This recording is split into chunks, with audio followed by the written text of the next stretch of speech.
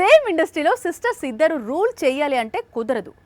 ఒకటి ఎవరికి వచ్చిన అవకాశాలు వాళ్ళు చేయాలి, లేదా చేరో ఇండస్ట్రీ చూసుకోవాలి. ప్రస్తుతం శ్రీదేవి కూతుర్లు అలాంటి ప్లానింగ్లోనే ఉన్నారు. జాన్వి ఆల్మోస్ట్ సౌత్కు షిఫ్ట్ అయింది.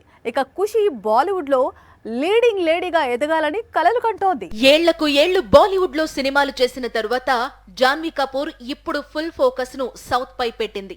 ఆల్రెడీ దేవరతో బ్లాక్ బస్టర్ అందుకుంది. దేవర 2 స్టార్ట్ అయితే డేట్స్ ఇవ్వడానికి రెడీగా ఉంది. మరోవైపు రామ్ చరణ్ తో కలిసి బుచ్చిబాబు మేకింగ్ లో తెరకెక్కుతున్న స్పోర్ట్స్ డ్రామాలోనూ నటించనుంది. ప్రస్తుతం ఇదే సినిమా షూటింగ్ లో జాన్వీ బిజీగా ఉంది. మరోవైపు సూర్య నటించాల్సిన మైథాలజీ ప్రాజెక్టు కోసం జాన్వీ డేట్స్ అడిగారు.